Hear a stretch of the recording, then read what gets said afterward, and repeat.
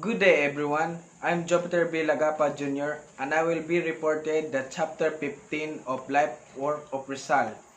Rizal's second sojourn in Paris and the Universal Exposition of 1889. Universal Exposition of 1889, World's Fair held in Paris, France. 100th anniversary of the storming of Bastille, an event traditionally considered as the symbol for the beginning of the French Revolution. So, difficulty of finding headquarters. For a short time, Rizal lived in a house of his friend Valentin Valentura at number 45 of Rue Maubeuge. He transferred his residence several times. Finally, he lived together with the two other Filipinos, which is Captain Julio Trinidad and Jose Albert.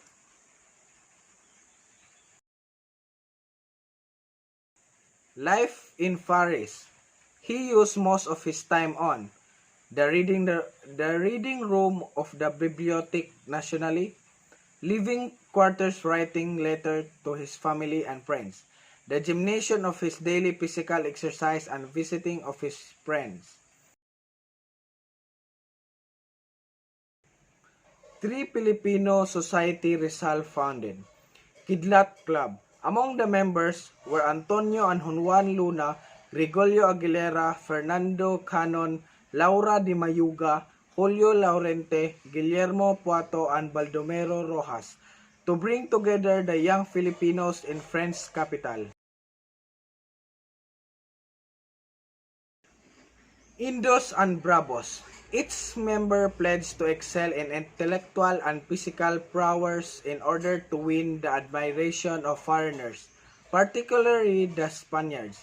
They practiced with a great enthusiasm the use of words and pistol. Rizal taught them judo. And lastly, RDIM Society, Redemption de los Malayos or Redemption of the Malays. He only mentioned his secret society to Jose Maria Basa and Marcelo H. del Pilar. It was patterned after fresh masonry. Only few trusted friends of Rizal became members: Gregorio Aguilera, Jose Maria Basa, Julio Laurente, Marcelo H. del Pilar, Mariano Ponce, Baldomero Rojas, and Father Jose Maria Canco. The aim of it was the propagation of all useful knowledge, scientific, artistic, literacy, etc. in the Philippines and redemption of Malay race. Results writing to Blumentritt from Hong Kong revealed he attention to his leader of freedom, if not in the Philippines, then in other lands. Provision of Bornean colonization. First is the right of colonies to buy the land. Second is free use of the seashore. Third is unusual long term of lease of 999 years. Number four is a period of time long enough for many generations to form a nation and to consolidate its status. Annotated edition of Morga published. Rizal Outstanding Achievement in Paris 1890. He wrote in the British Museum. It was printed by Garnier Ferres. Professor Bormintrit wrote the prologue. Rizal Errors. Appraising the event of the past in the light of present standard, an attack on the church were unfair and unjustified because of abuses of friars should not be construed to mean that Catholicism is bad. Rizal published Morga's Successors, best of many histories of the Philippines written by the early Spanish writers. Dedicated new edition of Morga to the Filipino people, to know their glorious past, and the entitled of To the Filipinos. So,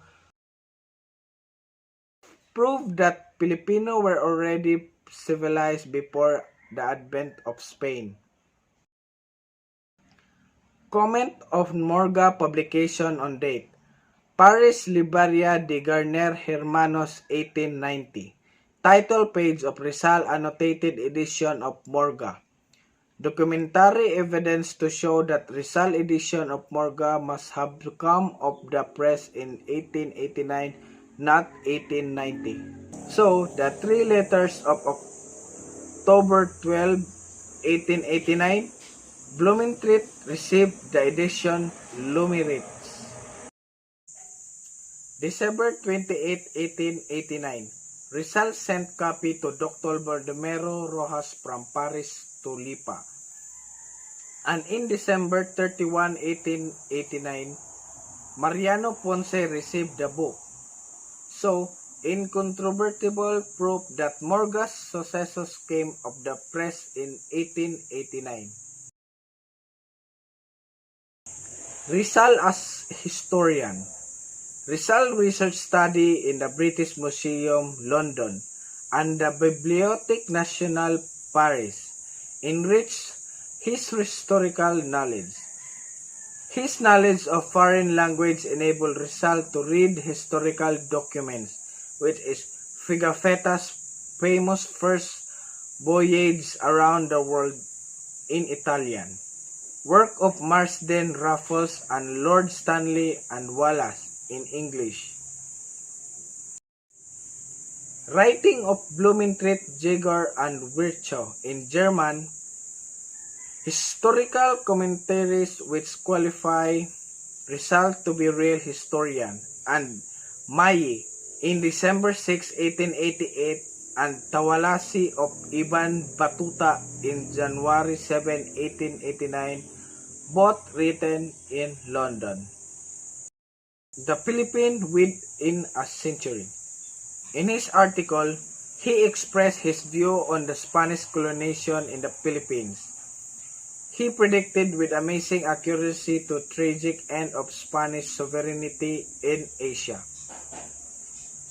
The part is the beginning, glorious past of the Filipino people, and the second is middle, economic stagnation and happiness under in harsh Spanish rule, and last is the last, peered into the future and warned Spanish of what would happen to the colonial empire in Asia if she would not adopt a more liberal and enlightened policy. The indolence of the Filipinos. First is defense of alleged indolence of the Filipinos. So, critical study of the causes by the Filipinos did not work hard during Spanish regime. Main thesis, the Filipino are not by nature indolent. The 10 cases of decline in economic life. First is native revolt and other internal disorder. Second is war which the Filipino fought for Spain. 3 is raid on the coastal towns and villages by the Muslim pirates of Mindanao and Sulu, and forced labor, and lack of stimulus to work hard. People could not enjoy the fruit of their labor. Government neglect and independence, and bad example shown by Spaniards despising manual labor. Teaching of Spanish missionaries, gambling, system of Spanish education.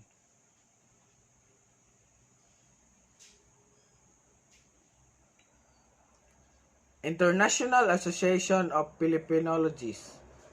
First is Universal Exposition of 1889 in Paris. Letter to Blumentritt, January 14, 1889, and Prospectus. Aim of the association to study the Philippines from the scientific and historical point of view. Officers is President Dr. Ferdinand Blumentritt, the Austrian. Vice President is Mr. Edmond Plauchot in French. The Counselor is Dr. Reinhold Ross, Anglo-German. And the second is Dr. Antonia Maria Regidor, Filipino-Spanish. And the secretary is Dr. Jose Rizal in Filipino. August 1889 in Paris, scheduled holding of an inaugural convention, renowned by scholars in Europe, Dr. Reinhold Ross, Sir Henry Yuli, Dr. Fyodor Hagor, Dr. A.B. Meyer, Dr. H. Kern, and Dr. C. Palak. Project for Filipino College in Hong Kong. First is planned by Rizal while still in Paris to establish modern college in Hong Kong, aim to train the educate men of good family and financial means in accordance with the demand of modern times in circumstance. Mr. Mariano Cunanan in Mexico, Pampanga. 40,000 pesos initial capital in this time.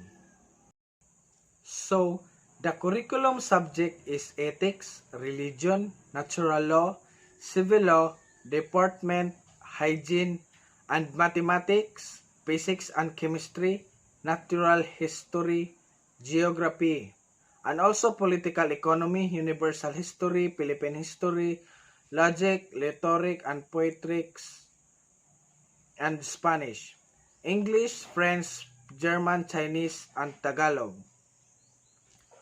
Also, curriculum subject is gymnastic, equitation, fencing, swimming, music, drawing, and dancing.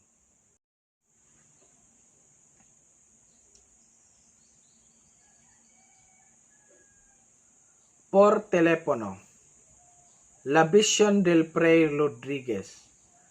Fray Jose Rodriguez.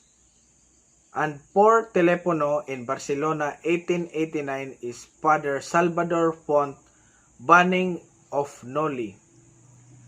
This is the Dimas Alang. Telepono conversation between Father Font in Madrid and the Father Provincial San Agustin Convent in Manila. And also in this time of Christmas in Paris, Jose Albert, Capitan Justo Trinidad, Christmas dinner is fried chicken, rice, and vegetable. Rizal last Christmas dinner in Paris.